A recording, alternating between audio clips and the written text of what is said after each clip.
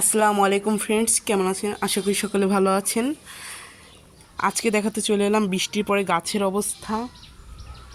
এই যে এই গাছের উপরে অনেক মেহগনি গাছের ডাল ছিল, সেগুলোকে ছাঁটাই করে দেওয়া হয়ে, এখান থেকে দেখালে বুঝতে পারবেন। এই যে এগুলোকে ছাঁটাই করে দিয়েছি। এই গাছের কারণে গাছগুলো সুন্দরভাবে বেড়ে উঠতে পারছিল না, সেই কারণেই ডালগুলো ছাঁটাই করে দেওয়া হয়েছে। এই যে কিছু অংশ, এই দেখুন আমার চন্দ্রমল্লিকা গাছ। চন্দ্রমল্লিকার গাছের গোড়ায় অনেক শাখা হয়, শাখাগুলো রাখবেন না, এভাবে ভেঙে ভেঙে ফেলে দেবেন।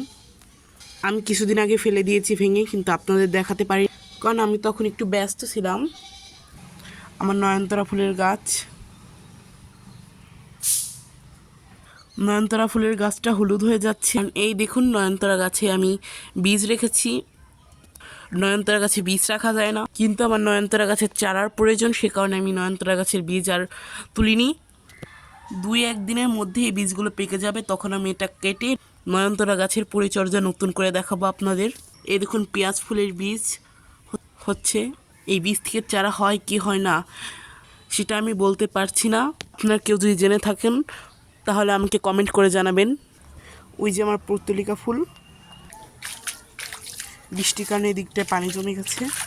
চলুন আমার বাগানের কিছু নতুন গাছ দেখে আসি, যেগুলো এনে লাগানোর পদ্ধতি পর্যন্ত দিয়েছি, আমি আপনাদের সঙ্গে শেয়ার করেছি। আপনারা আমার চ্যানেলে গিয়ে দেখে নিতে পারেন। এই দেখুন রঙ্গন ফুল।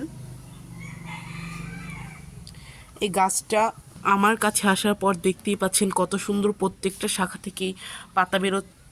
আর এই যে হলো আমার কাঠগোলাপ গাছ, এই যে হলো আমার ড্রাগন ফল গাছ, এই যে আমার গাঁদা ফুলের গাছ। আজকের ভিডিওটা এই পর্যন্তই। সকলে ভালো থাকবেন, সুস্থ থাকবেন। আল্লাহ হাফেজ।